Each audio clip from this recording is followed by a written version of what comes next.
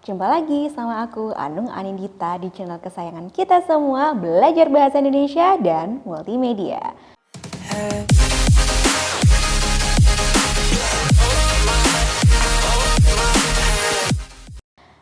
Gimana kabar kalian? Semoga kesehatan dan kebahagiaan selalu terlimpah ya untuk kita.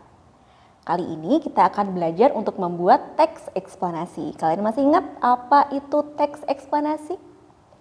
Yap, teks eksplanasi adalah teks yang di dalamnya menjelaskan sebab akibat atau hubungan kausalitas atas sebuah topik. Jadi intinya teks eksplanasi ini menjawab pertanyaan mengapa atau bagaimana. Nah, sebenarnya pencarian topik untuk teks eksplanasi ini sangat mudah karena ada di sekitar kita. Bisa terkait fenomena alam atau fenomena sosial. Nah, kali ini kita akan membuat teks eksplanasi berdasarkan fenomena sosial. Sebelum kita belajar gimana sih cara membuat teks eksplanasi berdasarkan fenomena sosial, silahkan klik subscribe dan bunyikan lonceng yang ada di sampingnya. Langkah pertama adalah menentukan judul untuk teks eksplanasi yang akan kita buat. Pastikan judul ini yang menarik ya. Misalnya judulnya adalah Candunya Membaca Ramalan Zodiak. Ayo, siapa yang suka baca ramalan zodiak? Nah, mari kita bahas fenomena ini bersama-sama.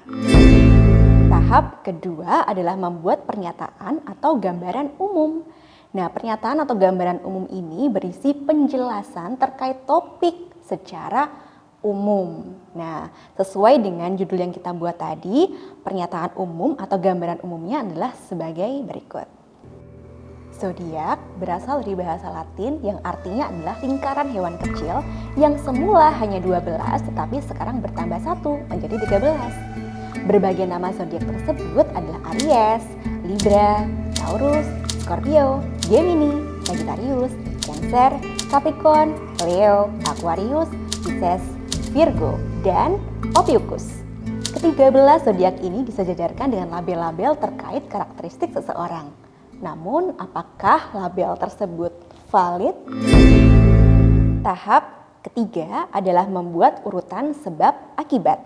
Nah, di tahap ini kita menjawab pertanyaan bagaimana terkait topik yang kita pilih tadi dengan melibatkan unsur kausalitas atau sebab akibat. Seperti berikut. Zodiak pada mulanya berkembang di Babilonia pada zaman Yunani kuno sekitar 2000-an tahun yang lalu. Para ahli perbintangan di Babilonia dan Yunani kuno beranggapan bahwa rasi-rasi bintang tersebut istimewa karena membentuk pola yang bisa diamati. Hal inilah yang menyebabkan mereka menamai rasi-rasi bintang berdasarkan mitos-mitos untuk menentukan kepribadian, masa depan, atau nasib seseorang. Konsep perbintangan inilah yang dikenal dengan nama astrologi. Usia astrologi sangatlah tua. Astrologi memang terus berkembang di peradaban lain. Namun saat sains masuk dan berkembang di Eropa, astrologi mulai dipertanyakan keakuratannya karena tidak ada kaidah ilmiah yang mendasari. Sehingga konsep astrologi ini disebut sebagai pseudoscience. Hingga saat ini, belum ada bukti ilmiah yang dapat membuktikan bahwa ramalan zodiak berpengaruh pada sifat-sifat seseorang atau kehidupan seseorang. Namun, seringkali seseorang merasa pernyataan dalam zodiak tersebut cocok dengan kepribadiannya. Secara psikologis, hal ini disebut efek Barnum atau penjelasan bahwa manusia cenderung menganggap segala informasi yang ditujukan khusus untuk manusia tersebut sebagai sebuah kebenaran.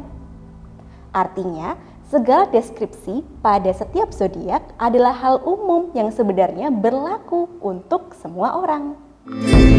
Tahap keempat adalah menyusun interpretasi.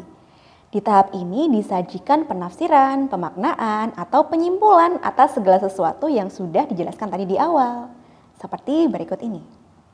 Dengan mengetahui fakta bahwa zodiak tidak berlandaskan kebenaran ilmiah dan adanya efek Barnum, kita seharusnya lebih berhati-hati dalam menyikapi hal terkait zodiak. Sikap mudah percaya kepada zodiak berpotensi untuk membatasi diri, terlebih mempercayai hal-hal buruk yang diramalkan zodiak. Jadi, membaca zodiak juga harus bijak ya. Nah, itu tadi adalah cara membuat teks eksplanasi berdasarkan fenomena sosial yang akrab di kehidupan kita. Selanjutnya, kalian bisa banget untuk mengobservasi fenomena-fenomena sosial lainnya dan cari tahu kebenarannya. Untuk memperjelas, ketika kalian mendapatkan tugas untuk membuat teks eksplanasi, ada beberapa hal yang harus kalian perhatikan nih. Dalam isi teks eksplanasi terdapat dua uraian, kausalitas dan kronologis. Pola pengembangan sebab akibat termasuk dalam uraian kausalitas yang menjawab pertanyaan mengapa. Ciri pengembangan pola sebab akibat ini ditandai dengan adanya konjungsi kausalitas seperti sebab, karena, sehingga, dan oleh sebab itu. Aspek sebab akibat pada teks eksplanasi terdiri atas 4 hal. Yang pertama, penyebab terjadinya peristiwa. Teks eksplanasi harus menjelaskan penyebab terjadinya peristiwa. Jika aspek ini tidak dicantumkan, informasi yang dipaparkan tidak lengkap dan belum memenuhi aturan dalam teks eksplanasi. Aspek kedua adalah akibat terjadinya peristiwa. Jika teks mencantumkan penyebab tetapi tidak menjelaskan apa akibatnya, kronologi yang disampaikan menjadi tidak jelas dan tujuan dari teks eksplanasi pun tidak tercapai. Aspek ketiga adalah hubungan sebab akibat. Hubungan sebab akibat dibentuk atas suatu kejadian atau sebab dan dampak atau akibat dari kejadian tersebut. Hubungan sebab akibat ditandai dengan adanya konjungsi kausalitas yang sudah dijelaskan tadi ya. Aspek keempat adalah urutan peristiwa.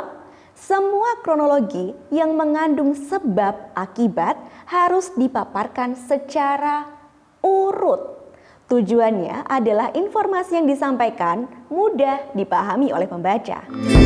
Sekian, jangan lupa untuk selalu dukung saluran belajar bahasa Indonesia dan multimedia dengan cara subscribe, like, komen, dan share video-video dari kita.